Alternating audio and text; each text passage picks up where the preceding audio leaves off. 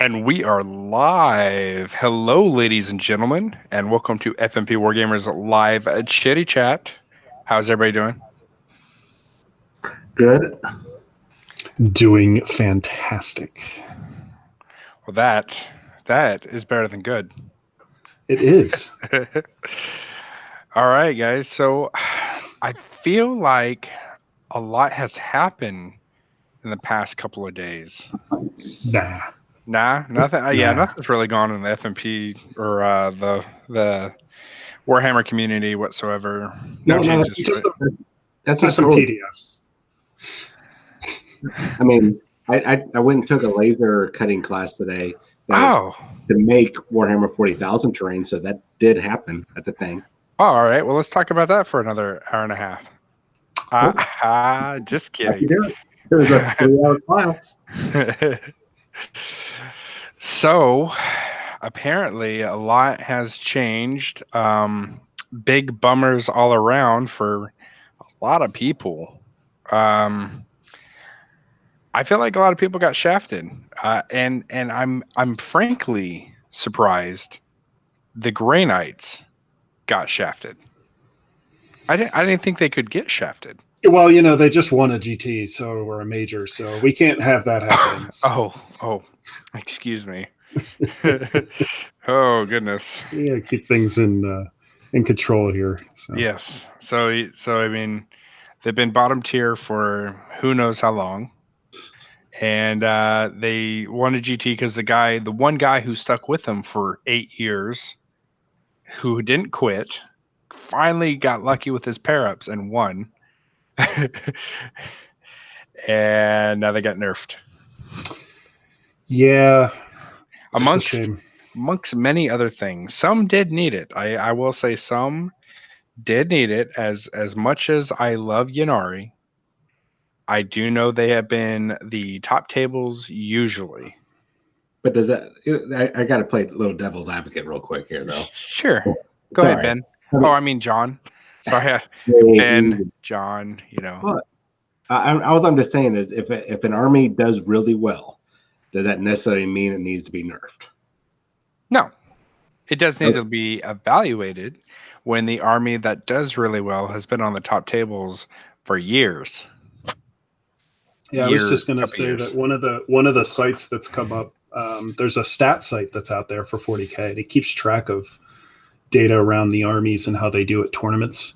Mm-hmm. And one of the things that kind of sticks out is when you look at Ynnari, Drukhari, and Craft World Eldar, they all have one of the things they track is what is the earliest round that an army averages its first loss. And so by tracking that, it kind of gives you an idea of how does that army just do when it's just thrown into the wash with everybody else kind of in the middle. And those three armies tend to have the highest first round loss, meaning they go the furthest in a tournament before they suffer that first loss. And so with those three way up at the top, like Ynnari has been there the whole time, and that's been kind of my measuring stick for them, where they do very good broadly across everybody. Like they have tools to handle everything, and they're very good tools. But then once they got to the top, you would see that their win percentage started to come down recently. And I think that was more people started to figure the army out. They started to figure out, okay, this is how you beat them.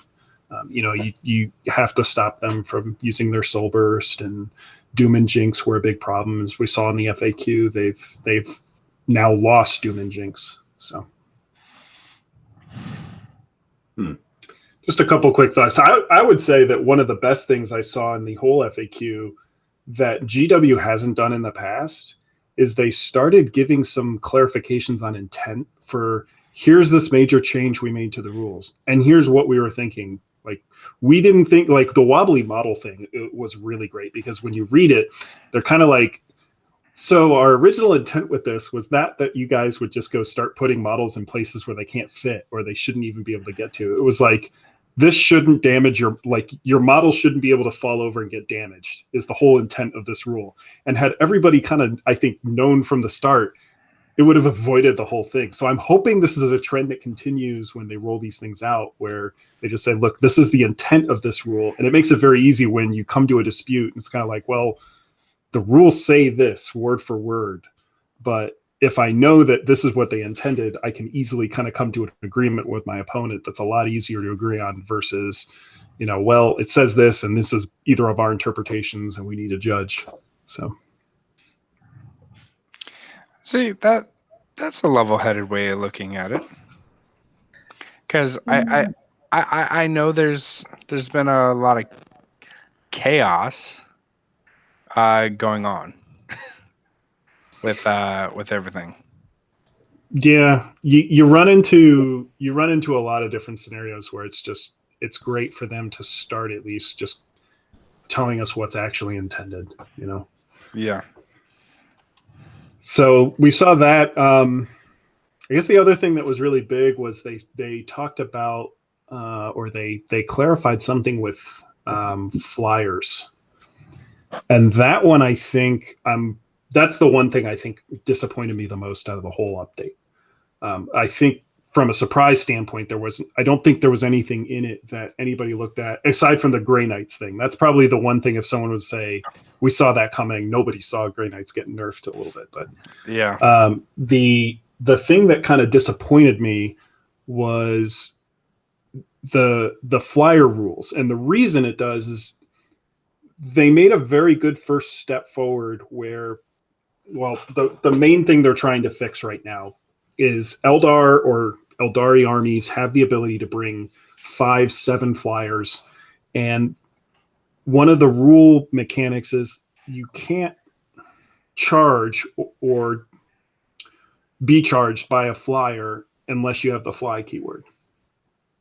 And so it eliminates like an assault army that's got, say, 75 Zangors or Bloodletters or something like that. Well, if I park 5 of these flyers just base to base right in front of my army, well, you basically can't get to my army because you can't charge the flyer and I have to chew through them, and all of them have these big minus hit modifiers on them. So the vehicles have the ability to just survive lots of incoming fire easily.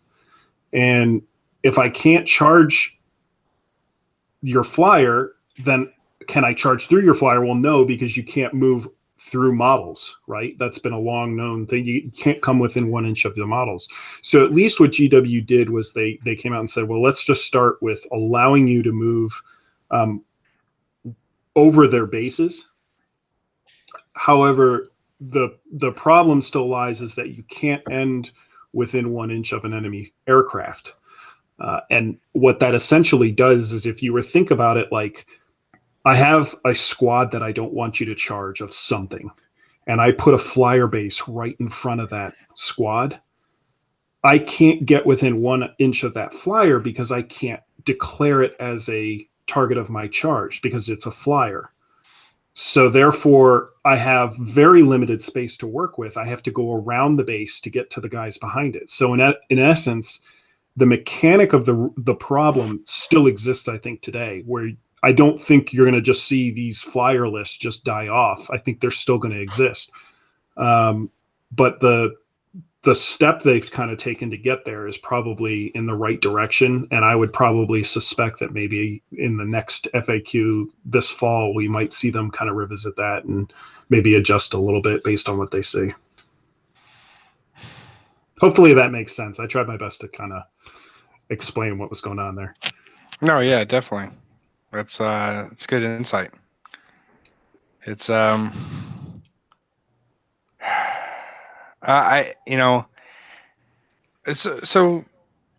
do you think that, I know everyone's making a big deal about the Castellans. Do you think the 100-point hike and apparently the 110-point hike for Chaos is a night killer?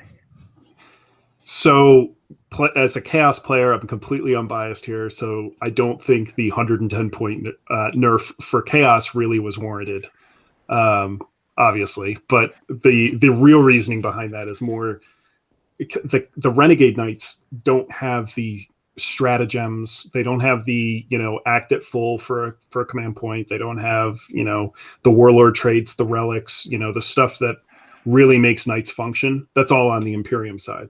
So when you put it in that context, I don't think the renegade, and we're, to just context this, you're not seeing lots of renegade Dominus knights everywhere, right? So it's not like they're really, I think, just trying to make it so it's like, well, if we did something to the Appearance 5, let's do it to the Chaos side. And I don't think too many people are going to be upset about that at the end of the day. No, I don't think so either. But I mean, like you said, it didn't feel like it was warranted. You know what I mean? Like, I didn't see it in very many Chaos armies. There were so many stipulations. There were so many stratagems you can't take because of it being a Renegade Knight. Like, did they deserve a 110-point hike? I'm kind of surprised by that. And it might have just been kind of like a something that was already in place post LVO, that they just said, okay, we saw so many knight lists there. We saw that they won LVO again. It would just continuing to dominate the meta. So let's just throw this 100-point nerf in on the Castellan and go from there. I feel like it was something that was kind of in the works already. They locked it in, and then they moved on and started looking at a lot of the other stuff. So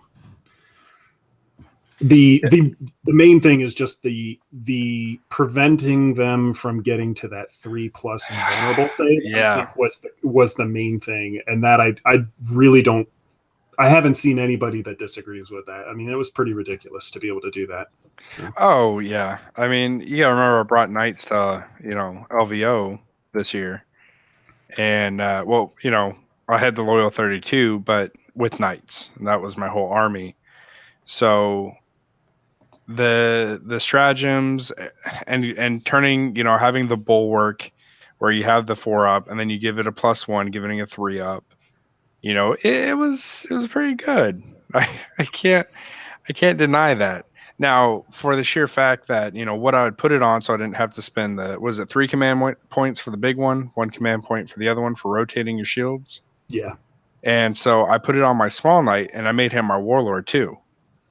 And I gave him the iron bulwark, which gave him the 4+ invul. Because I paid for the extra, the character and the extra, Yep. Stuff for my big knight. I didn't run the Castellan. I run the I like the harpoon, so I run the other one. So now, do you think the Valiant is going to be better now? It's cheaper. I think so. At the grand scheme of things, I think we're still going to see knights. I think we'll still see Castellans. They're still they're so strong on the game. Like, they have the ability to just take over a game by themselves, and that kind of model, even at 700 points, is worth building your army around and building a strategy around towards, you'll do 3 and 2, 4 and 1 at a tournament real easy. I don't know that you're going to crack the top still relying on Castellans. I think a lot of people are kind of going to have to shift their lists a little bit. And that might be the point where they just say, you know what, I've been running the same list for the last year. I don't think I'm going to run it anymore. There's probably other stuff that's come out that they want to move to.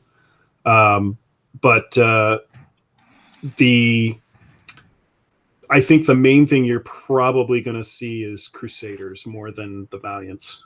The Crusaders have kind of the tools to deal with everything. So if you decide to bring Knights, you've got the battle cannon. If you decide to bring Hordes, I've got the Avenger cannon that can just mow everything down. And I've seen one of our other players, Colin on the team, actually runs, I think, 2 of them.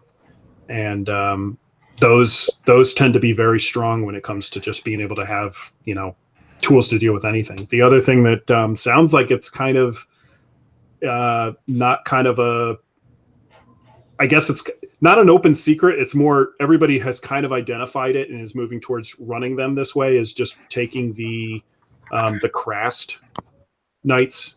And it's good because it gives them, I think it's they reroll all hits in the fight phase. And then if it's against Chaos, their hits explode to like 3 hits, something along that line. So I think that's kind of the route most people are moving towards.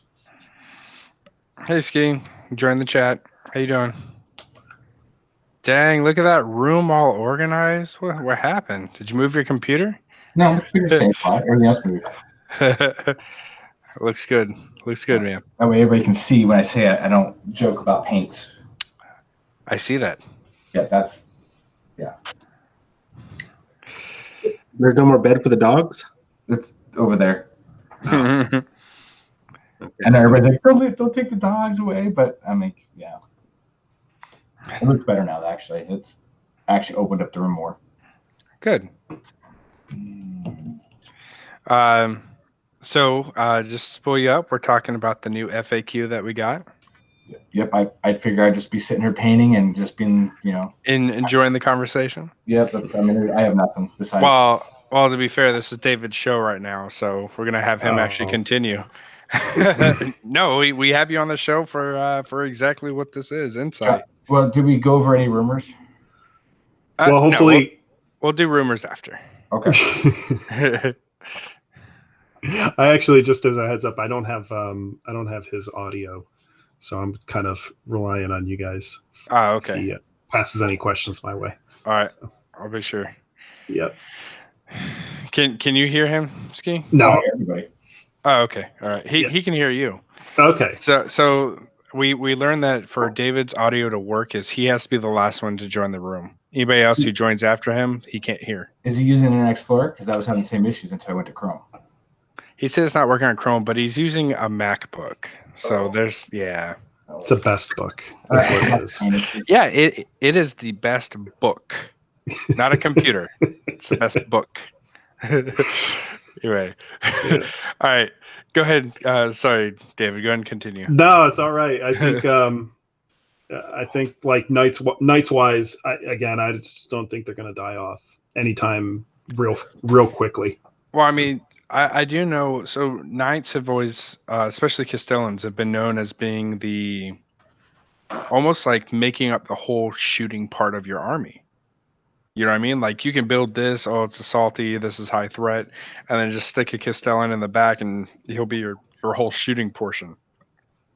So, do you think that's still going to be a thing, or you think people are just gonna like, well, I'll put my points maybe in something else? You know what I mean? Like instead of maybe get some predators or something. Yeah, I think most people who have them are probably going to at least play them a little bit here after most everybody gets used to the new rules. Or the new updates.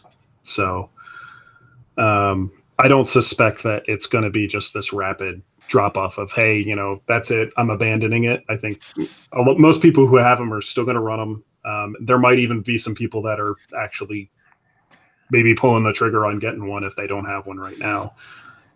More or less just based on the fact that as much as they took a nerf, they're still the kind of thing that they haven't been completely eliminated from being successful on the table at all. Like again, they can take over a game themselves, and that's a hard thing to find in the game right now.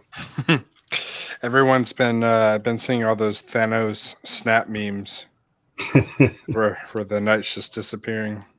Yeah. That whole FAQ debacle is I'm loving it. Say what? This whole FAQ debacle. Oh yeah, I'm loving it. Loving it.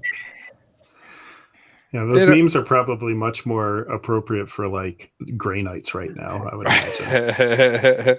Yeah, see, but no one's focusing on it because no one played Grey Knights. Oh, that's right. Yeah. No one played Grey Knights already except the first, the handful of loyal people, and then they're probably like, "What just happened? I have to get a new army now." Yeah. Or look at it glass half full, and it's something that they're going to probably be working on because they're that bad now. Oh, they're bad. They weren't very good before, and now they're just really bad.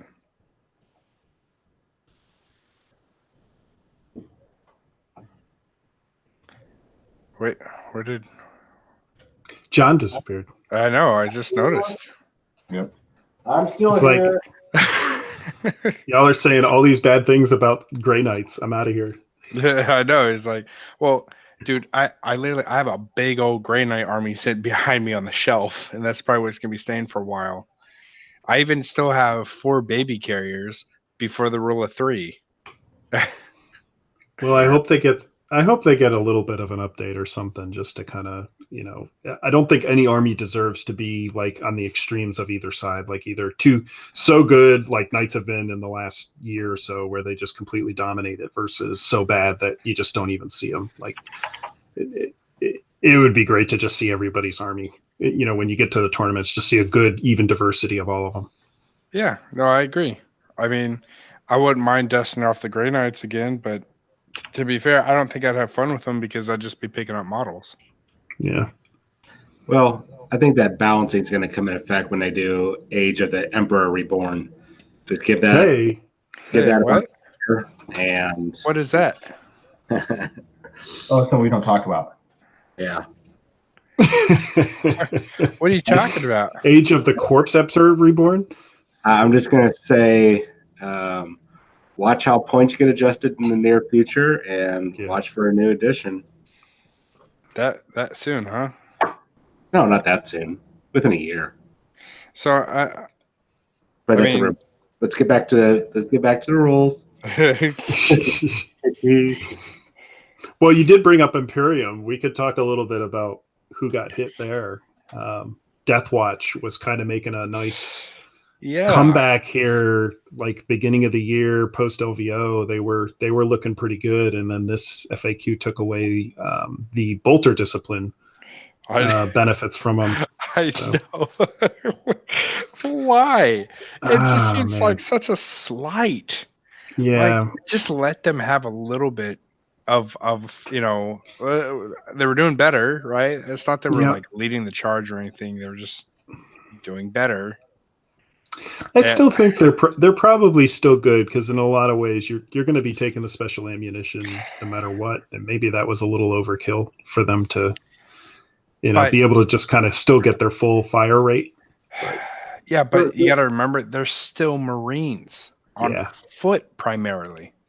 Wait, they still get the bolter discipline, just not with special ammunition? Correct. Yeah. That's my understanding of it. So hopefully I'm not completely wrong there, but that was the main thing, is if they use that, they lose bolter discipline. Okay. Well, I mean, that's I don't see what the big deal is. I mean, that special ammunition, I mean, if you go into when they first came out, that was limited. You used to have to buy that ammunition when it first came out back in 2000 something in the chapter approved. Yep. And so having unlimited ammo, I mean, the reality of it is in a lot of ways, if you're playing them, you just have to be within 12 to get the full fire rate on a lot of that stuff. So, that's not that hard to do. Sure. Well, I mean, I guess it goes back when they took away the Cybolt ammunition from Grey Knights. That was free. I still have the Psy cannons on the back of my Razorbacks, the Forge-Old ones, and that's not a thing. And I just ran them as heavy bolters with Cybolt ammunition, and then they're like, "Nah, you can't have that either." So now it's a stratagem, and it doesn't do as what it used to do. So, well, and maybe I'm not fully understanding the whole bolter discipline. No matter what, you still have to be within half range, right? No, you cannot move and then fire twice. At full range. At full range, yeah. Okay.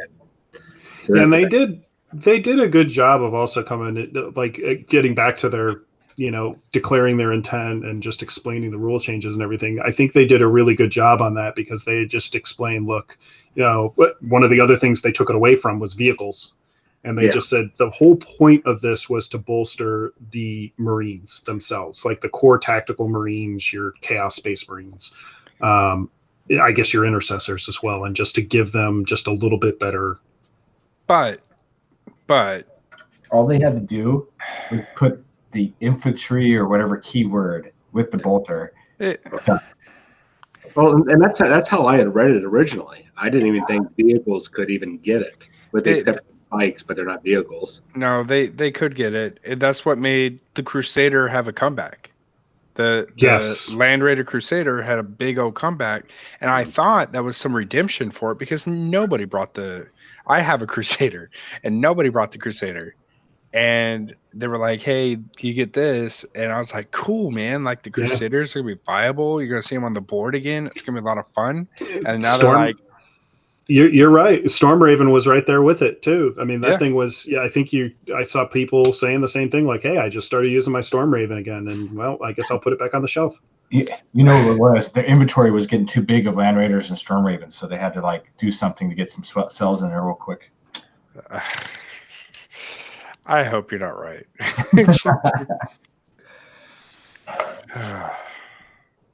Yeah, it's kind of, that one feels a little bit like, all right, well, I get what their intent, right, for the bolster the Marines, great, but I mean, bolstering what I mean, list the vehicles that can get bolstered: a Razorback, or Razorback, a your Rhinos. Right. Your Rhinos started again, same thing. You started to see Rhinos a little bit more. Yep, Rhinos, Storm Raven, and Crusaders. That's all I can think of. And to be fair, that doesn't seem like it's over. You know what I mean? Like, no one was doing Razorback Rush. You know, that wasn't coming back. Nobody was doing, any of the stuff that was the old overpowered stuff. It just seemed like, all right, okay, maybe Dreadnoughts. Yeah, Dreadnoughts could take the Storm Bolters, right? Or the Hurricane Bolters, right? Hurricane Bolters, Heavy Bolters. Yeah. So just maybe take it away from Walkers or something. You know what I mean? Like, I don't know. I feel like I was excited to know that all the vehicles were coming back because nobody brings them. They're not viable. I mean, people don't even bring Rhinos anymore because, I mean, they do because you have to, but on the most part, it's almost like giving somebody first blood, you know? Well, the it's interesting you say that, because you'd think take it away from the Walkers. Well, they actually gave it specifically to the Walkers, so you can actually on your Dreadnoughts and Hellbrutes, you do get bolter discipline.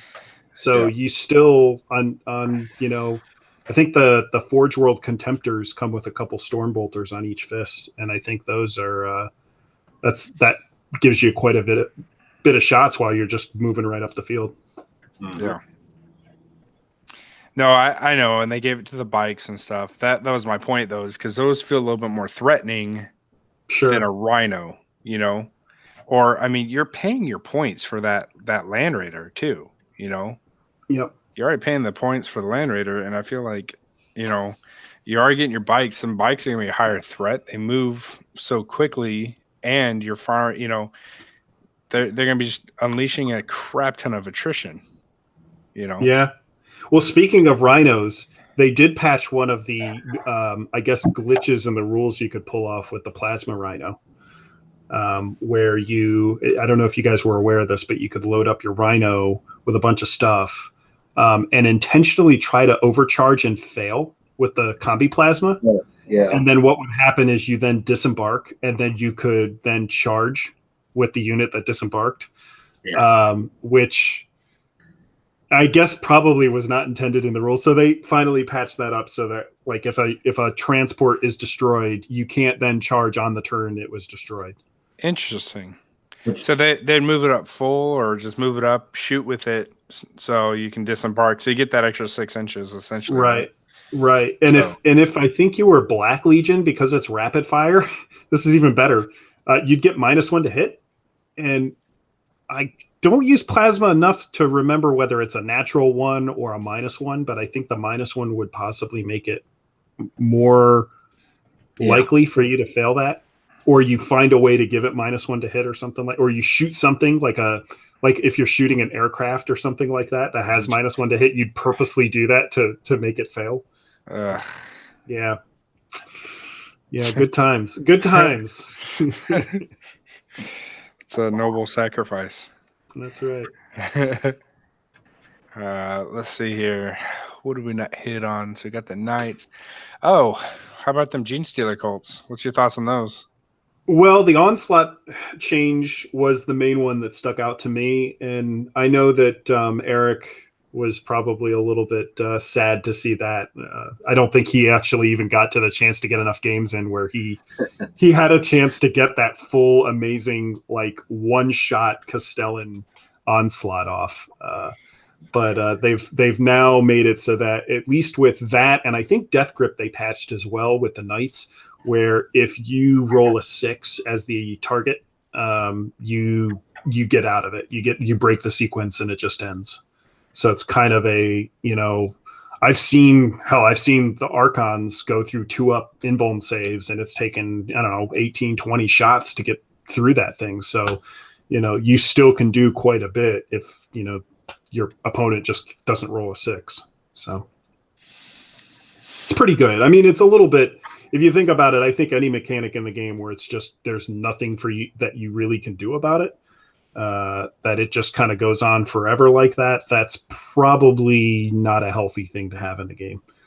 Well, it depends, because Age of Sigmar, we have it with Foot of Gork, where it's natural casting cost of a 10, or if you have, 20 boys or something like that, it's down to an 8.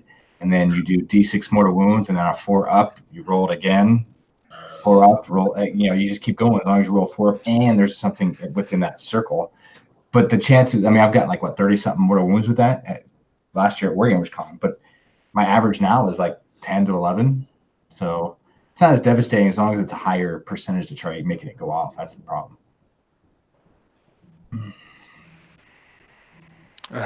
Well, I mean, I feel like for the onslaught, there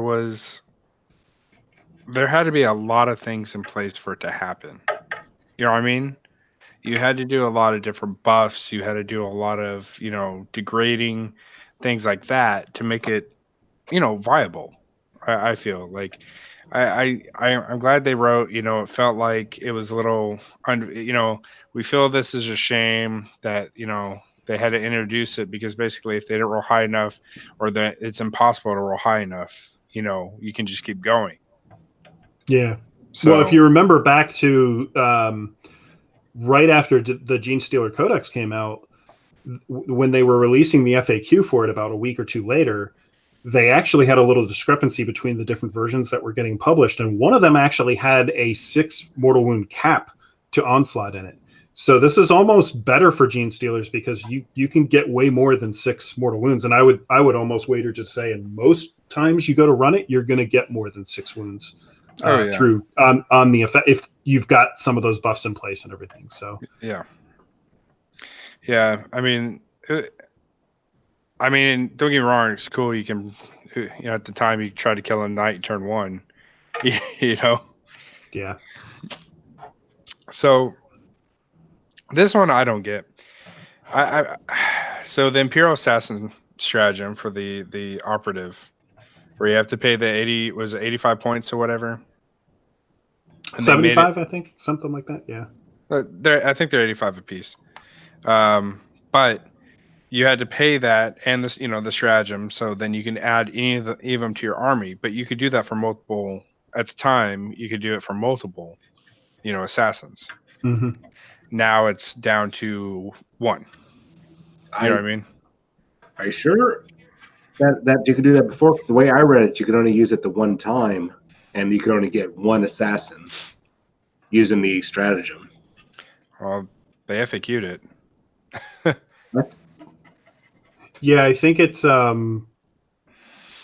it's definitely 2 command points now, and I think it was, you could either do that, or you could take them as a detachment. So I don't think you could do both anymore, which I think you could do before, and that would let you get beyond that rule of 3 kind of situation. I think if you just look at it from most scenarios, you're just going to be taking 1 assassin. It's 2 CP is probably a fair price for it. So what you're saying, Jonathan, is before people would use that stratagem multiple times. Mm-hmm. And you could kind of leave. So like David was saying about having, you'd basically be able to have your 3 assassins, right? So Vindicators, and then your extra points, it'd be a separate addition, because it's not counted as part of your army. It's kind of like they're coming in after the fact. It just wasn't clear enough. Oh, okay. Oh, that makes sense. Like in your army, you already had 3 Vindicators. Okay, and then I thought you were saying people were using that to go, well, I'm going to spend 2 or at that time, one, get my assassin. I'm going to spend it again, get another assassin, spend it again, get another assassin. I don't think there's a restriction to that, though. I'm looking at the original. You can only use it once. You're going to use it once? Okay. But yeah, I never saw it. Man, I tell you what, going back and reading the beginning of the big FAQ and even get to this point in this part of the discussion, I could see Games Workshop. This kind of goes back to something that I heard. I'm not going to get into in this session, this episode, but going back to the frustration of putting up with all the competitive match play where people are bending the rules and then crying and demanding clarification. I'll go into it in a future episode once I get a little bit more information, but there's a reason why Games Workshop back in the early 2000s stopped supporting tournaments. Yep. Late 90s, early 2000s. Yep. And I'm gonna. This is my warning. This is my prophecy. Whatever Nostradamus stuff here. If the match play tournament community does not start turning around their attitude, then GW, something bad's gonna come out of this. Well, you gotta remember, right, Mr. Owens, history always repeats itself. Do you think they'll just, John, is that just like they just won't support matched play tournaments at all? Well, I would say the 8th edition, I'm speculating on some of this here. Sure. With 8th edition, we have seen an unprecedented level of interaction from Games Workshop to us. We haven't seen that since the late 90s when they had their first website up. For those of us that were Outriders and then Commandos, running tournaments and stuff, there was a huge, at least 10 to 15 year gap, and from their interaction with match play and FAQs and stuff like that we're seeing now with 8th edition. And there was a reason why they left. They stopped doing that because it was bad for business. And I remember that letter they submitted or posted. Yeah. I remember that. And I'm only saying this not to be Debbie Downer here. I'm just trying to get people a heads up that if the tournament play, the match play, I'm going to really emphasize on tournament play. The tournament play is such a tiny portion of what Games Workshop does with their product line, and not match play, but I mean tournament play. And those tournament players they're the vocal minority for sure, and they really help drive the business. They do help get clarifications like the FAQs and stuff. But it's a dangerous. I'm sure there's a euphemism in there I can't think of. Slippery slope. Yeah, maybe. That all this yammering and yelling, screaming, the salt. I mean, I've avoided so many different forums and Facebook pages and chat groups just because it is. I mean, I'm getting a headache just thinking about it. And it's just from a tiny minority. But it's that tiny minority that turns people away from the game, which turns customers away, which pisses Games Workshop off because now they're losing a lot of customers because of a couple people that are really trying to drive that whole what's the word I'm looking for? Win at all costs. Yeah, and it's a dangerous road that we're traveling right now. That if we keep getting out of hand like this with the tournaments and having to go with FAQ, oh my God, you destroyed my army, you ruined my life. Now I can build an entire new army. Well, Games Workshop's gonna be like, oh, okay, so you guys have a problem with this. We're not going to be supporting the whole tournament thing anymore. We're going to go back to what has always worked for us: the great narrative play, the great models that we've always been putting out. We're going to cater to the vast majority of our customers, and how we're always constantly recruiting, getting new people in. So, Todd, if you and Karen don't want to play this game anymore because of the FAQ, well, we're sorry to see you go. We'll always be here for you. But look, we've got 30 other people in the wings that are now joining. They're playing right now. They're learning how to paint and play. So I'm just trying to give a warning that we. Now, correct me if I'm wrong. The UK side, if anybody knows this, don't really act that way, do they? No. So what they're going to do is go, oh, we're going to take our ball, and we're only going to support the UK like they did last time. That's what they're going to do.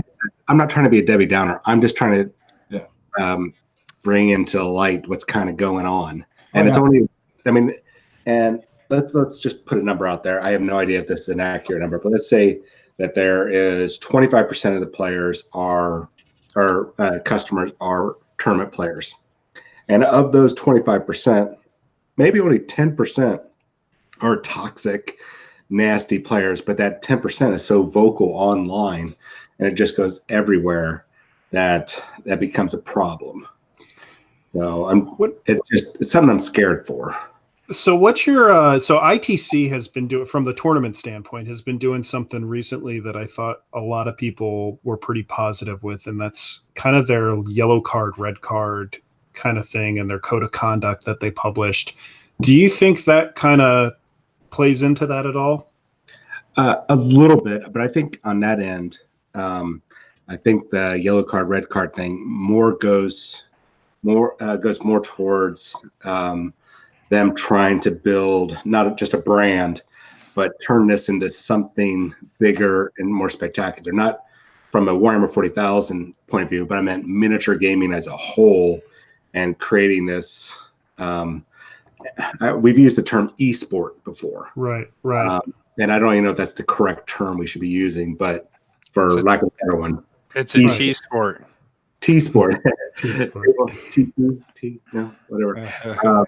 But I think with them going with that esport or T-sport view, that them having that in there, that is, they're looking ahead. It's not even really about right now. It's, hey, we're getting this stuff in place because we've got plans. Just like Games Workshop's got all these great plans with all the new marketing, how they're just spreading out everywhere. Watch for a movie, television show in the future, that sort of stuff. They are looking ahead. So Frontline Gaming ITC, they're looking maybe a year, maybe 2 years down the line with people like Mark Merrill and stuff to get this up and off the ground. You know, we might be on the ESPN 8, the Ocho. I don't know, but but I think that's the direction they're going. I don't think it's in regards to necessarily to the players. I'm sure that's helped, but how the players have been acting, I'm sure that's helped, but I don't know. That might even be a thing that Games Workshop's like, hey, if you guys are going to be play testing for us and we're going to be pimping it out and you're going to be pimping us out and everything, you guys have got to get a hold of your organization and do something about the bad players, because we want everybody to have a great experience. We want to see great models out there. We want to see people just having fun with our games. Yeah. And that's where these FAQs are great, because they do help clarify. Like this one that just came out, I think is one of the best, and you kind of hit it nail on the head earlier, is them putting, this is the intent. Here's the rule. This is the intent of this rule. I think that is a fantastic thing that they're doing, because it's really starting to shut down some of these bad players. And I hope to your point, John, that they don't feel burdened by that, in that if they look at it and they say, well, geez, this is the degree we have to come out with every fact. I don't think it is. I think it's probably rough for this first one just because they had so many big open things like this to tackle. But the more they can just say, look, you know, the thing we hadn't gotten to is, you know, things like the jump and dark matter crystal and being able to use warp time afterwards. Like if originally when they were trying to kind of figure out the way to answer these questions was just say, look, if you bring something onto the board or you move something, you teleport something on the board, or you reset the unit somewhere on the board, they can't move for any reason afterwards. It doesn't matter how, they can't move. That's the intent. You can't move them further. And then it takes off any ambiguity at all. Even if I find, you know, a rules is written or rules lawyering way to say, hey, I gotcha, you know, here's a way to do it. It just makes it so I can just say, look, this flies in the face of the intent of this rule. And any judge that would come over, if you push that issue at a tournament or anything, any judge is just going to laugh at you and just say, dude, what are you doing, man? Like, why are you pushing this? So, yeah, and that's great. I mean, I was going to mention resetting a model, because that's one that I think has been one of the most hotly debated at games. I think most of the time as a TO, I would say I get one every other tournament. So yeah, I mean, and then like you said, putting in there, this is the intent of this. Man, it's so good, and I have to say thank you, Robin Crutis, and all of you FAQ writers, because you're putting up with a lot of stuff coming at you. And this is also where the tournament players like yourself, and I can't say myself because I just go for fun and goof off, but this is where you guys are great, because you're finding these loopholes and shooting it back. And, they have to go through all the crap like, oh, this sucks, this is OP, versus, well, if you look at the different rules, and if you look at this, and look at this metric right here, that it's that wording when you shoot it back at to the FAQ guys. That's where they're going to look at going, okay, this guy's talking about OP, blah, blah, blah, blah, blah. He's bitching, complaining, push that off to the side. Let's take a look at this guy who's articulating it. And that's how we get to this point where, hey, this is why we have to put in the intent. Yeah, I was just going to say, I like the point you made there, because I was thinking about this earlier, in the fact that the tournament, it's not always just tournament players. There's really good people with the rules that don't go to tournaments, but mostly you see it there because you, in a way, if you know the rules in and out very, very solidly, you do gain a bit of an advantage against someone who doesn't necessarily understand them as deep as you do. In the scheme of things, though, if you look at the tournament players trying to, in essence, break the game, right? They're trying to find ways to break the game. I think as long as GW keeps listening, they don't have to take action on everything that gets reported. They might just say, you know what, if we tried to fix this, it's going to break 10 other things. And maybe the best thing for us to do is just leave it open at the moment. And at the end of the day, if they just, if you think about how that trickles down to the other methods of playing the game, if it's harder to break at the tournament level, where people are actually trying to, game every little advantage they can for their army, or, take advantage of certain mechanics in the game, it's going to make it a lot easier when you're not playing to that degree. It's going to make it a lot less likely that those kind of scenarios come up, just because they've been flushed out. So I should clarify. I use tournament players as my go-to point the finger at, because they are the redheaded stepchild, really. When you're the minority, everybody looks at you, oh, everything is a tournament player's fault, which, right. Because like I said earlier, the vast majority of tournament players and match play players are not the problem. It's that tiny percentage. And if you take that same percentage number, say 10%, and look at that 75% of the casual players like myself and Ski, we've got probably more over on our side, or it might be the same amount. I've heard way too many horror stories of local players abusing rules like the ones that are in FAQ.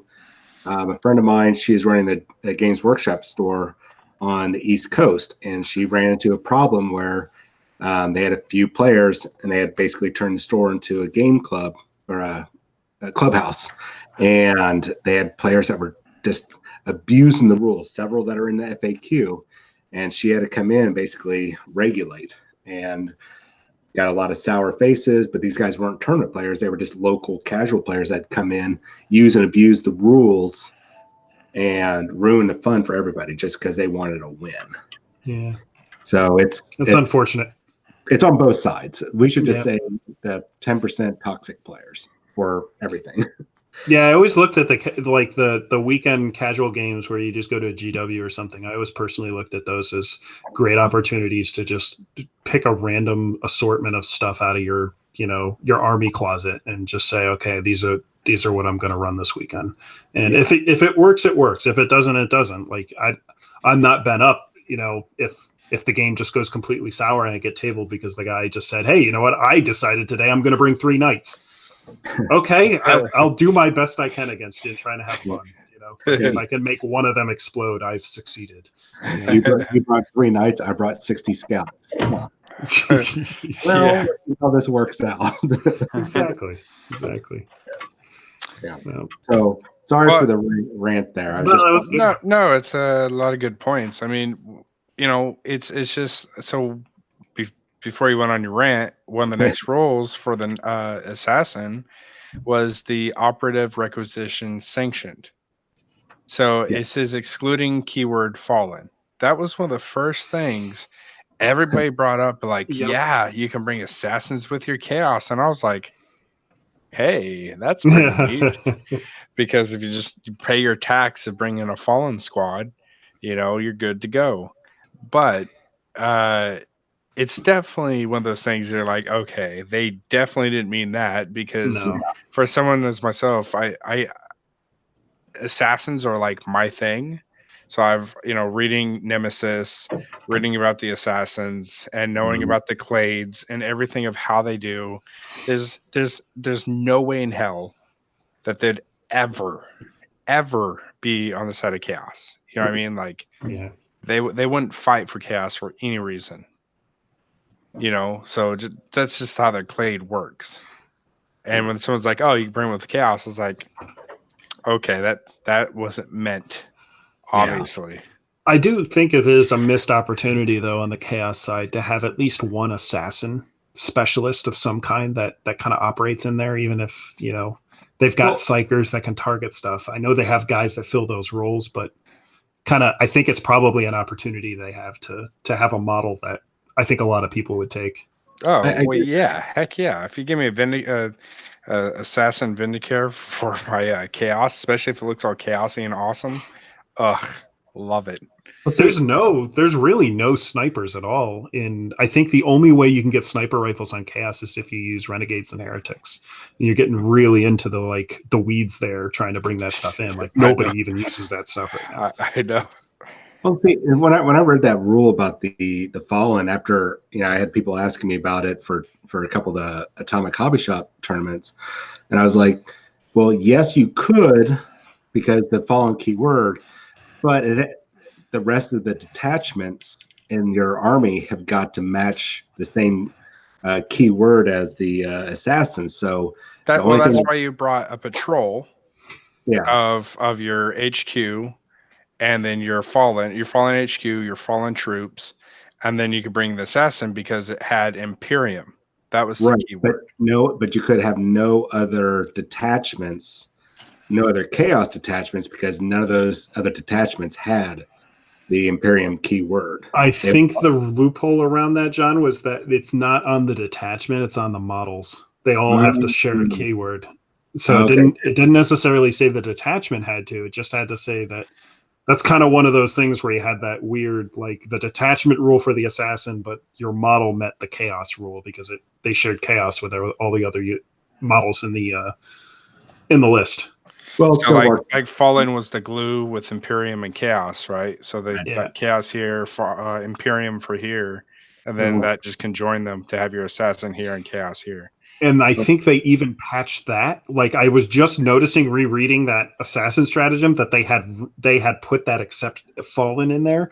I think they not only fixed it there, but they also fixed it on the fallen side, because now if you take fallen, you lose the Imperium keyword on them. You gain the chaos keyword. Like it says you choose, and I believe it says now you actually replace the instances of one completely on it. So So could you have fallen for Imperium?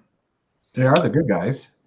I think you can still take them, if I remember, but you don't get the ability to take sorcerers or rhinos, because that's a Chaos Space Marine option with fallen. So I wanted to point out real quick, since you just talked about them being the good guys, Ski. I bought Munchkins 40K, right? Right there. And and it has all the bad guys, right? They're all chaos or Eldar, or not even Eldar. They're just like chaos mostly. And one of them is a Dark Angels. Marine. Mm-hmm. And it even gets a bonus against, so you can be a character and your army can be Ultramarines, right? You can be an Ultramarine, and it gets a bonus against Ultramarines. What's that? Is that a little oopsie doops? Because they. No, I'm pretty sure that's just Steve Jackson Games being funny. Is it? Yeah, if you look at all those cards in there, there's a lot of stuff you're just like, okay, those are very subtle jabs. Well, and you also got to look at like the whole rumored box set of 2 Marines fighting each other. I think it's I don't know. I think that rumor's gotten a little out of hand now. Now it's gone from a solid rumor to more of a wish list or it's happening. Yeah, coin type thing. Oh yeah, it's gotten out of control, and I love it. Yeah. Something on the FAQ, and maybe see if you guys are in the same thought pattern there. Since I think Clint is still on, if I'm reading the part about the orc mob up rule, yeah, that's a big one. So only orc boys can do it now, right? If I'm understanding that's right. Because before I've seen people, I think Clint has done it to where he's had like a group of say 15 Ludas and a squad of 10 Ludas, and they would just mob up. So they can't do that anymore. Nope, that is over and done. Oof, that's huge. That is huge. Huge, but that's pretty huge. You're still going to see Ludas. I mean, pretty much any competitive orc list is going to be running Ludas in some shape or form. Most of them. Oh, yeah. And for the most part, most of the mob ups I've seen were if it wasn't 2 squads of Ludas, it was mainly let's get these boy squads mobbed up so my weird boy could teleport me across the field. Exactly.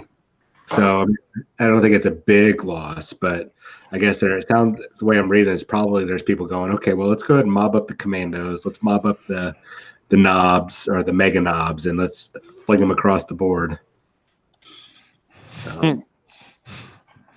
Yep. The other nice thing, I mean, if you're talking about some of the teleporting stuff, I mean, they even touched on a little bit of like the what counts as reserves, what doesn't.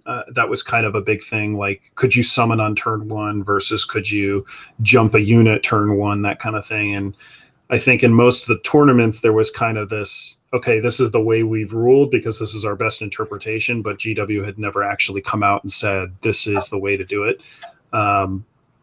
And it was very nice of them to go through and explain it and just say, look, if you're summoning something, you're creating a unit on the battlefield, it doesn't count towards reserves. I mean, you can do that. Or, if you're doing something where you create a chaos spawn or something like that. And thankfully they've been very clear about that now. So you could, I could technically summon a unit of demons turn 1. Yes. Or I could do it turn 4. Yes. Okay. That is very interesting. Yep. Yeah. There's good and bad to summoning, because on the good side, you get around some of that stuff. You can get around rule of 3. You can get around, the fact that you can do it turn 1, turn 5, 6, whatever. However, the stuff you summon doesn't get your detachment or your legion traits. So anything you summon is not objective secure. And that can come into play. Okay. I didn't know that. That's kind of a big deal. I mean, it's got its advantage, but also some disadvantage. Yep. And the fact that you still have to pay for the, reinforcement points for it and everything. You still have that kind of keeping the lid on everything. So, well, I'm glad that they clarified that. That was a lot of fun. I don't think I've ever encountered it as a TO, but I've read on the TO page for ITC and even a couple of the competitive pages. And as soon as I start seeing the question or the debate, I just scroll past because I'm just. Yep. This is good. We're not going to settle this one. Yeah, exactly. They also said on the stuff that you use, like the jump and dark matter crystal on, where you take a unit and basically move them to another part of the battlefield, even though they were removed from the battlefield and then they come back in, they do not lose any buffs that they have. And a really important thing to that is, let's say I have my Zangors And I have the previous turn I put -1 to hit and a 4-up invuln spell on the unit. Well, they don't lose those buffs until my next psychic phase, and dark matter crystal happens at the end of the movement phase, which is interesting because I can dark matter that following turn and move them somewhere in range to charge on turn 2, for example, and then I might be deep striking something with them as well and just hit them all at once. There's a lot of armies that have the ability to react to that and then intercept and fire at my guys. So now if I have those buffs on them, those buffs stay. There's no debate about it anymore. They stay on them and will, they could go ahead and intercept, but I'm still going to have a 4-up invuln. I don't lose that. I don't lose my -1 to hit, which is really helpful. Well, it makes sense. Yeah, it does. It does. That's the thing, though, is there's plenty of them that make sense. You'll read rules, or every time FAQ comes out, you always look at the questions like you're always like, who thinks that? That's a simple rule, right? Well, yeah, you'd think that we had for the longest time. So obviously, I play Thousand Suns pretty heavily, and on our community, we have had the longest running debate there is on how to handle Perils of the Warp with a Rubric Marine squad. And rules as written, the way we were doing it was you do D3 to the Psyker, which would kill the Sergeant in the squad, which was the Sorcerer. And because the Psyker died, that would then do D3 to all units within 3 inches or 6 inches, which included the Rubric Marine squad. So you'd take another D3 to your own squad just for periling, and it was terrible. And thankfully, they finally came around in this recent update and just said, look, guys, just do D3 to the unit. You can kill Rubric Marines off. It's fine. You're good. Well, what if you do 3 and a Rubric Marine has 2 wounds, right? 1 wound. They're 1 wound apiece. But if you kill the squad at that point, that's when you would do D3 to everything else around them. No, I get that, but I meant, so does the D3 carry over into the squad? So let's say you do 3 wounds, so you're going to lose 3 dudes. That's right, because mortal wounds carry over unlike the regular damage. Correct. So you'll pop a rubric. So if you do 3, you'd have to pull 3 Rubric Marines or 2 in the Sorcerer or whatever. Yeah, that's what I meant Sorcerer, not the Rubric Marines. That's all right. Yeah, so Sorcerer has 2 wounds. He'll take the 2, and also a Marine with him. That's kind of harder hitting than if a Librarian takes 3 wounds. Yeah. And on the Chaos side, we have spells to heal our guys, or Thousand Suns do. So, a lot of times what will happen is I'll have units, one guy perils, the other guy next to him heals him back up, and it's like the perils never happened. Oh. Only to have the guy peril trying to heal the other guy, and then he takes the damage. That happened against TJ last weekend. So nice. Yeah.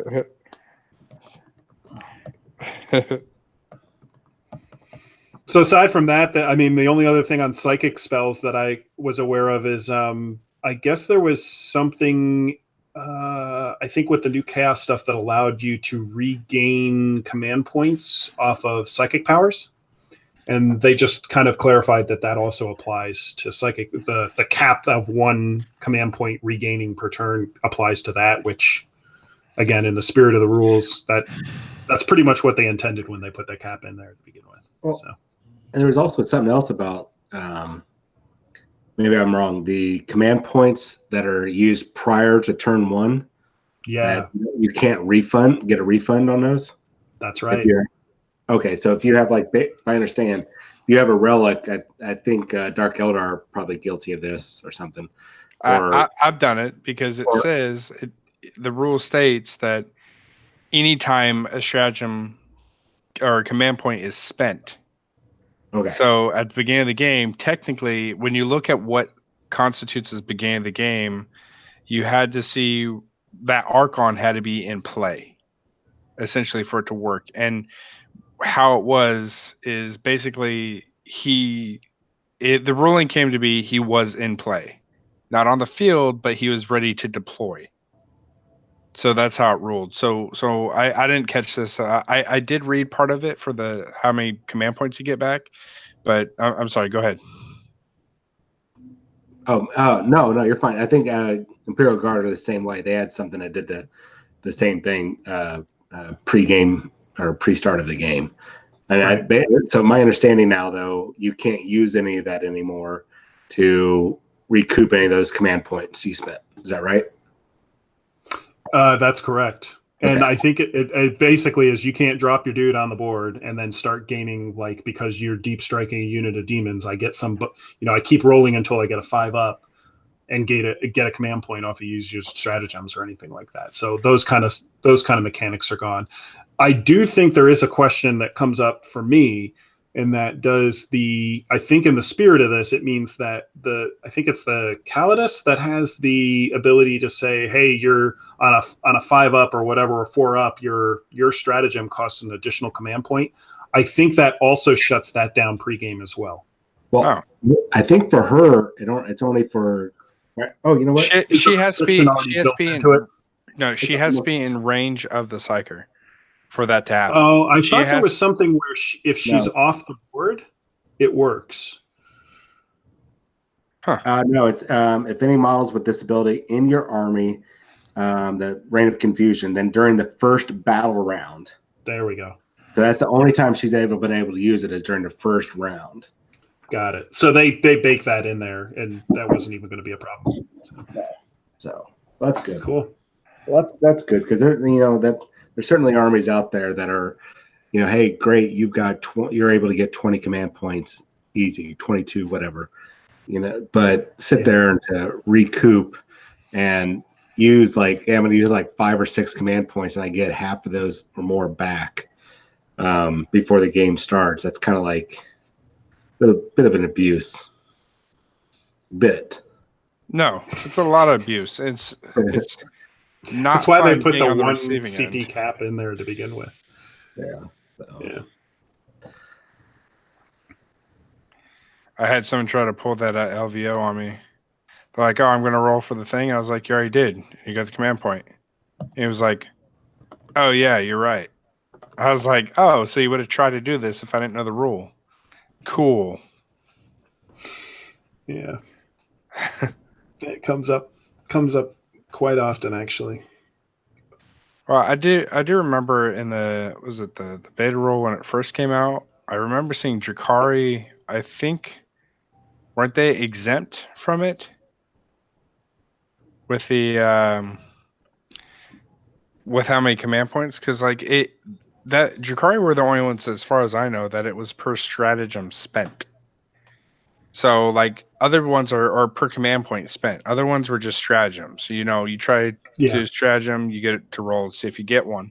But mine was if your stratagem costs 3 command points, I get 3 dice. The refunding, yeah. Yeah. I think they patched that though. You can only refund 1, not all of the command points, because you're regaining a command point you spent. Yeah. Because you used to be able to roll that on your own, points to try to recoup that as well. Yeah. So it did get a little out of hand. Granted, I didn't roll well enough for it to matter, but apparently I could only make Feeling of Pain rolls to save my life. But if I call it something else, it doesn't work. I've learned that. Call it disgustingly resilient, even though it might be a 6-up. It's okay. I do. I'm like, it's FNP roll. They're like, a what? I have to say though, overall, looking at the ones that I had, the FAQs, I don't look at really as nerfing. I see it as a balancing and a clarification. Yeah, some people might have gotten too much balancing, the Chaos Dominus. But I mean, overall, it looks like it was a nice. The clarifications they did really just kind of helped settle things down, and it really. I don't know, David, you'll know better than me from a gamer's, the tournament player's point of view, but it looks like it's going to shift the meta a little bit. Oh, for sure. Yeah, definitely. I think Chaos, we haven't even really had a good big tournament yet in Texas with the new Chaos stuff out. The chain cannons, I have a feeling at San Antonio is probably where we're going to start to see those things pop up, like chain cannon havocs running around, them being able to shoot at you on the end of your first movement phase, that kind of stuff. So that stuff I think is going to be pretty big. I think guard's still going to be good. They just have good tools to deal with almost everything. Again, knights are probably not going anywhere. Yanari are probably headed back down to, I guess, coming back down to earth, but they're falling quite a long ways. I mean, they have been in the upper echelon for a while. So, but every time I feel like they've been kicking the junk. Every FAQ they can, but they're like, hey, that kind of hurt, and then they kept powering through. I'm like, dude, you can't stop these things. I was just going to say that they just have they've gotten, like you said, kicked in the junk several times, and they keep bouncing back. It's like all the players like, oh, this is what I got to work with. Oh, okay. I think, and again, I think that just kind of showed how strong just getting free extra actions in a lot of ways. I know that free might not be the right term for it, but just having the ability to, in a game where you have limited turns, limited times to shoot, and I can shoot an additional time, so long as I keep making that rule, I basically get twice as many turns. I mean, that definitely is a strong mechanic. And it sounds like that's, from the rumors, if they're true, it sounds like that's going away coming up when they have the new, Yanari stuff coming out. So at least in this one, they took away Doom and Jinx, which were the two major ones that were getting run with it. So your Dark Reapers were basically, I think, re-rolling hits and re-rolling ones to wound or something to that extent. Not an Eldar expert, but it's like hitting on twos and with rerolls. Yeah, and that could pretty much just mess anything up. And I think it also, it also, the other thing, it hits Yanari. It also hits Harlequins quite a lot. Mm-hmm. And Harlequins were running the Haywire bikes. I think it also hits Dark Eldar, where they had the Taloses. Anything that could basically just come in and, Haywire without the rerolls is not anywhere near as bad as it was with it. So I think that's going to hit all of them pretty equally, but Craft World is probably still going to be, you'll probably see an uptick in those armies. The Flyers, obviously, I talked about that before, though they're still going to be around. Orcs are, even with the mob up change, I don't think anybody's dropping orcs because of that. I think they're going to, they know their army, they're going to stick with it. They know all of it is functioning still. And I think Chaos right now is probably in the top three, if not the top one, only with the exception of maybe Tau, because everybody seems to be really on the Tau bandwagon right now. I know. I've noticed that as well. I didn't even see, because I don't really care about Tau. Did they get any nerfs? I think they pretty much escaped unscathed. Let me see. Leon says no more 9 demon princes. What's that about? So in chapter approved, or the Big Fact 2 last year, they came out with a ruling, and there's been this basically ever since the indexes and we started getting our codexes out. There started to become this discrepancy of, well, is the demon prince from the index the same as the demon princes from the Thousand Suns Codex and the Demon Prince of Nurgle from the Death Guard Codex? Like, can I take different ones? And the ruling that they came out with last year felt very much like someone just went, yeah, okay, they're all different. You can take as many of them as you want. Yeah. And it's like, what could happen that would be bad from that? Well, 9 demon princes or however many you wanted to run. The other thing, kind of a really minor side effect that we saw on the Thousand Suns ones, is there's been a big debate about whether they can actually take the Warp Bolter or not. And my own personal feeling on this, while they haven't clarified it, I think they can now. And the ruling before being the fact that they were determining that the Index Demon Prince was it basically was a different data sheet than the Codex one, even though they had different names. But now they're saying they're the same. or they count towards the same. So if they count towards the same, then I can borrow war gear options off of that from the index. So yeah, I had read that. That's how I read that too. Right.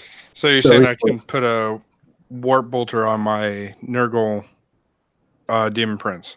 I kind of assumed you can. Yeah, I couldn't before. I was surprised to hear that you can't. Yeah, I couldn't before. That's why I'm asking if you can now. Because it's the other argument I've heard for it is that it's the wording. If you really get into the word lawyering of what the designer commentary said on whether you could get to it, it was based on the model, and so the Demon Prince is your model.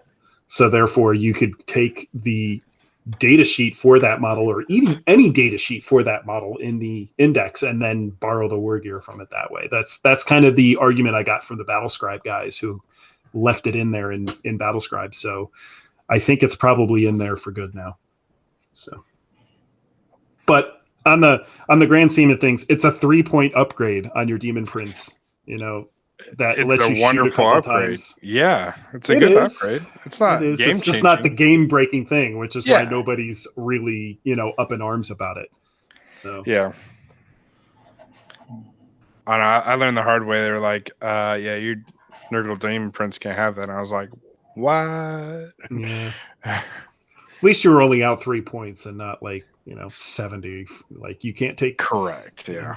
This configuration. Yeah. Let's see. I mean, I think we covered every part. Yeah. Yeah, we hit every single part of this. Well then, there was one thing we haven't talked about. That was a real quick thing. They did address the fly rule in the charge phase, and I think that's going to result in Smash Captains making a comeback. Blood Angels are going to love that. So what's the ruling? Last year they made the change that what they were trying to do is fix the problem where if you were way up in a building and someone was at the base of the building, you essentially had a 0-inch charge, even though you were 12, 18 inches up in the air. And it was because of the way the wording for measuring distance for that was taken care of. And I did really kind of laugh at the wording that the GW guys put into it, kind of like, come on guys, like seriously, do we have to clarify this? But what they did is they basically added it back in, and now the way it works is you can now jump over models again in the charge phase if you fly, but you cannot do that over buildings or terrain. So you still have to measure vertical distance, but you can basically go over models in doing so. Wait, so with the new ruling, you're saying that I can have a Smash Captain, right? Mm-hmm. On the 3rd floor of a building, and then I have my Storm Raven that's next to it. He now has to measure the 12 inches down, right? Instead of just that straight across BS. That's correct. That's fixed a little bit more, I guess, elegantly now. Look, that I had that problem that came up. I was like, dude, really? You're just gonna you assault my flyer? I mean, yeah, I get it. I'm here. Your dude's here, but you're in a building, but my model's here. You know what I mean? So it's like, I don't know. I didn't like it. I was just like, all right, well, that's the rule, sure. Yeah. So because they ignored it, but you're also saying that I have models that I'm building. All right, so let's say boy here, and this is a bad guy squad, right? This is a bad guy squad over here. So my jump captain or whoever can hop over this guy, an enemy guy, and assault this guy. Yes, that's back. Interesting, because I play AOS, and that's in AOS. If you have fly, you hop over a unit, and it's huge. And originally was in AIF, like the core rules of AIF. That's how it used to work until that one weird mechanic came up, and they moved away from it. But now and in doing so, the rule they put in last year, it kind of killed off that functionality. So now you didn't have to screen for jump packs or anything like that, or the Smash Captain that can just leap over your front line and just completely smash your Chaos Lord or your Demon Prince to bits. So now that's back. Yeah, now that's back. That is a huge mechanic, and people are probably not understanding. Like I said, Smash Captain is making a comeback because of it.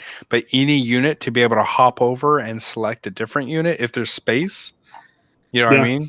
Like that's massive. Because when I did that in AOS, and I was like, I could just fly over these turds that you're trying to screen me with and hit your big stuff in the back that I need to go down. It was amazing. Yep. That's pretty cool. Yep. That's very, very cool. Yeah. Okay.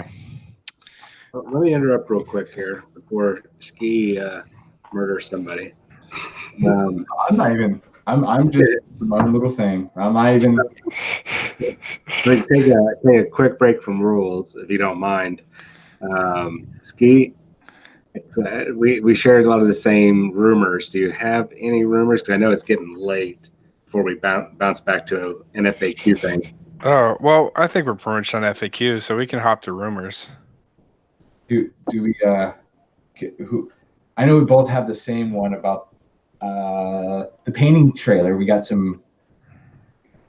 Can I talk about that one or no? Yeah, go ahead. So that way it's your fault if we get in trouble. What do you mean? It's who? I don't know what you're talking about. Ski's just a guy.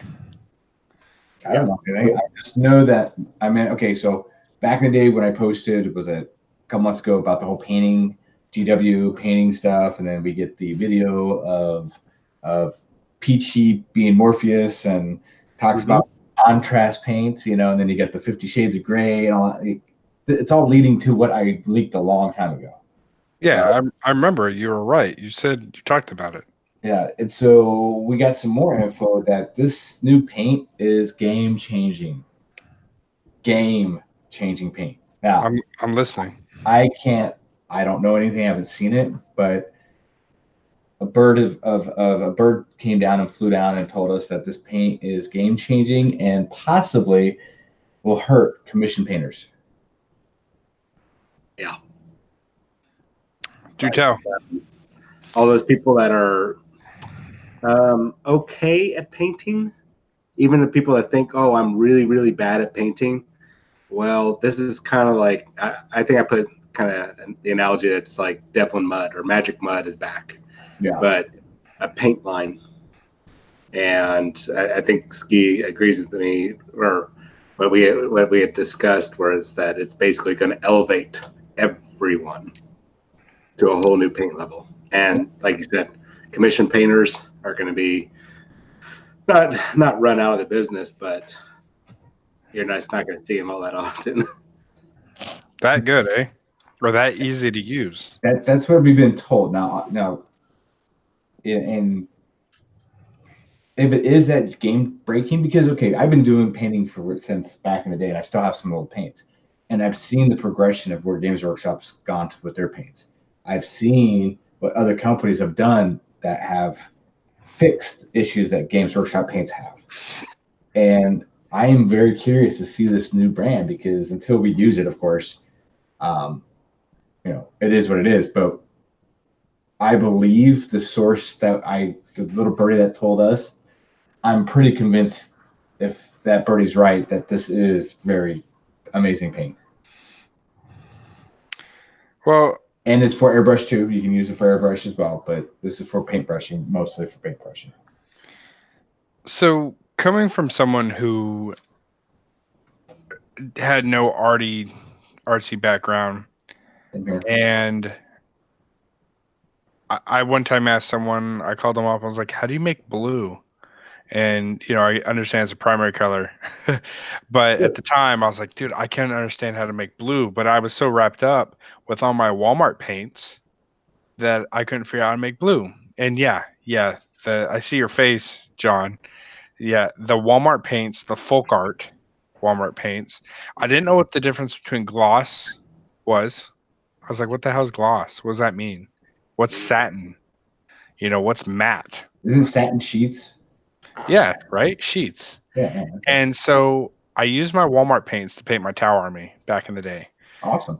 Yeah, it's my third army. Golden boot. Got it. And it's and that's before I even knew about like watering down your paints. So, well, and that's what paint too, though, because some paints you don't have to. But as my whole point was at the time, I was like, ew, I am not spending $4 on this little tiny pot of paint. And when I get this whole gallon, I have some for terrain left, but like, you get a whole gallon. This is actually wicked colors, but you get a whole gallon for $1. It's like it's a steal. Why I'm an idiot to spend $4 for this tiny pot of paint. What am I, a chump? Until I used GW paints, and I was like, oh, what have I been doing with my life? Well, wait, hold up that red again. Huh? Hold up that what? It is a wicked color. So I just gotta make it funny. If you're having problems with painting and you're like, oh my God, and I don't know anything, that's not a gallon. Thank you for saying. I was talking in comparative, right? I mean, if I was as a gallon of paint. Gallon of paint, it'd be great, but that's really not a gallon. It was a joke. I see what happened growing up. I get it. Yeah. I don't get things. No. But no, that was my struggle was, I was like, I'm not going to spend this much. Here we go. Boom. Yeah. Apple barrel. Apple barrel. Oh. Well, okay. I use it for terrain. I use it for terrain, or if I'm doing like mass big stuff, I don't want to use GW paint. So I use it for terrain. Leon said a gallon of Agrath or shit. Man, I just had that now. I just had to use almost a full bottle on this castle I'm painting. And we're not saying that. I see Black Tower jumped in there. We're not saying commission work is going to go away, because there are those people that are lazy and very busy. I've got a friend who's a lawyer. He's does a lot of international business. He's always traveling, and every few months he throws a. I've got actually in the email, and I got an email from Space Guy. I've got a queue of 14 projects to work on. They're all at least 100 model projects. So there's always going to be somebody there, but this will, I think, help ease a lot of that frustration and anxiety of sitting down and painting. It's basically just going to be like paint on magic. Well, and you got to think too, the prices is going to change. So if the paint is this good, or whatever this technique, whatever this is, if it's this good and it doesn't take that hard for a new person to catch on, then it's going to hurt the commission painters, because they can't.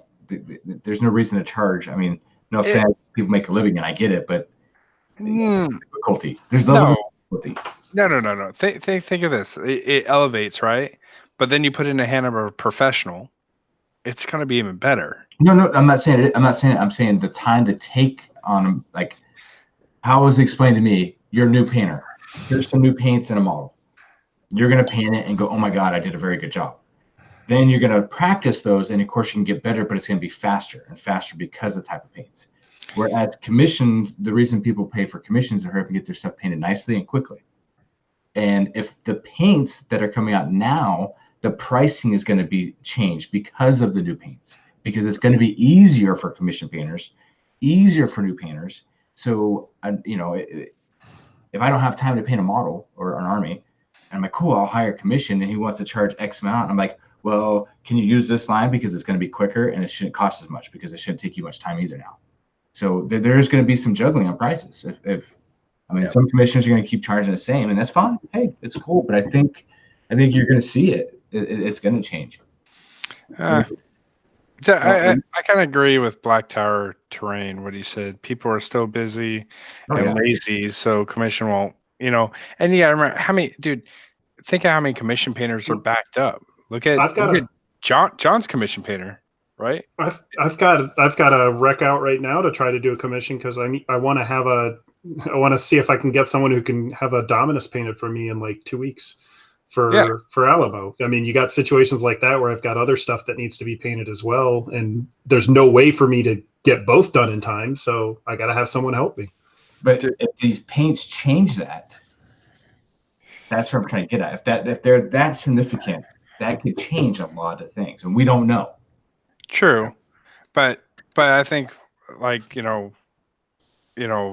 like what David was saying was like he's already painting crap, right? He's got a lot of stuff to already paint, and he's like, I don't even have time. So for me, right, I had that castle commissioned. Mm-hmm. I could have done that myself. I could have cut out the little squares of foam and primed it and painted it just fine and hot glued it. I'd be set. But I didn't have time. It was such crunch time to get those nights finished. And believe me, all those nights I did with the effing marble, that took forever. I know not take it away, but I guess we're agreeing to disagree on some things. Is the fact that if these new paints, these came out before you're doing the nights, your time spending on the nights would have been probably half the time because the paints make it easier. That's what I'm trying to get at. Is the time it takes to paint things is going to get quicker now, which then will offset prices, which will offset people with commissions. It's something people have to adjust to. And also, it's going to. Our understanding is that the quality of your work is going to increase. Yeah. And there's some stuff we can't talk about. I guess I'm assuming, except for that awesome dog behind Ski. We can talk about that, but we cannot talk about some of the stuff coming out. But it's going to be a good summer. Oh yeah, The releases, not just the paints, the stuff that's coming out that we can't talk about right now, and it's irritating. Look at John swiped in and cut off Ski from saying things. I'm curious what they are. I sure hope the Slanesh train continues. That's all I'll say. I do know. I know nothing of the future. Oh, I'm not cutting off Ski. If Ski wants to say anything, he can. No. See? So the new terrain coming out for AOS, by the way. Yes. We've always been complaining about there's no neutral terrain. I mean, there is, but there isn't. Like modular neutral terrain. Like at least 40K, you have all these buildings, all that stuff you can use, and you don't need to use the rules, and it's very thematic, and we're missing a lot of that. So they're coming out with a bunch of new terrain for Age of Sigmar. Be the next White Dwarf. You'll see pictures of it. Was it Stormvolt Scenery Range and Shattered Temple and Time Worn Ruins? Oh, I should have brought. So I was up at the shop today, and the White Dwarf came in on the order. Should have. Oh, damn it! I would have been up there and grabbed it myself. Yeah. Because one of them are mine anyway, so I'm like. Yeah, it actually came in early, surprisingly. That's cool though. But yeah, those would be White Dwarf. There is rumors that I've heard that there will be mortal units for Slanesh. Like dedicated when, that's a whole nother question, but there will be because all the others do, and they like to keep the same trend on a lot of that. What else do I got? The new box set with the goblins and the Sylvaneth. That's coming out pre-order Saturday. Mm-hmm. So that's a great box set. I have a sneaky feeling for people out there starting Sylvaneth or our Sylvaneth players. I have a feeling your new book is around the corner. As well, I think Spirit Rivnets are going to make a popular return because that's what it looks like they're pushing. I think right now 10 Dryads is way better than 5 Spirit Reavers, whatever they are, the other battle line they have. And I think that's going to start to change. The character is awesome. I'm not really happy with the character though because it looks like to me like a Dark Eldar stuck in a tree. You remember the old, was it Archon? Is it an Archon mask that almost looked like that for Dark Eldar? I haven't seen the new model to judge, but yeah. On the Goblin side, the new Loon boss on this giant squig is really cool. But they gave the squig horns, like demon devil horn kind of thing. That kind of throws it off. But Tyler said he was excited about the Loon Curse. Yep, that's the box set. Oh, okay. It's Gloomspite Gits versus the Sylvaneth, basically. Oh, that's neat. It's the next campaign. Seasons of Power or something like that. Season of something. Yeah, so that should be an insight to what's come for Sylvanet, because I don't think they would do that without a book like on the horizon. Because look at Flesh Eater Court and Skaven. Mhm. Yeah, they threw out their book and threw out their box set. One got a book, the next got a book. So I think this is it'd be very weird not to see a Sylvanet new book come out, because then that would break the trend massively. So, but yeah, that's all I got. Cool. Besides painting terrain, still. Well, I think that's it. It's already getting pretty late, guys. So, anyway, got anything else, David? Oh, he's muted. He is muted, but he shook his head no, and I shook my head no. I'm good. So, first off, I wanted to thank David for coming on the show. He is part of the FNPro team, one of the best players here in Texas, actually. The whole team is actually. They're very good. And so it was great to have his insight and see how, on the competitive scene of what everyone feels like and, what he can see since he plays in all the tournaments, basically. So it's great. Thank you so much for coming on, David, again. Oh, you're welcome. Thanks for having me. Yeah, always. So, as always, special thanks to our Patreon supporters. We really appreciate you guys. You're helping out a lot with the channel, helping relieve a lot of the financial burdens of like the website and everything that's costs money and keep it secure and stuff like that, as well as equipment, which is fantastic. And thank you, everyone. The chat was blown up today. It was tons and tons in this chat. It's a lot, chat. So thank you guys for participating. And as always, everybody, you have a good night. Night night.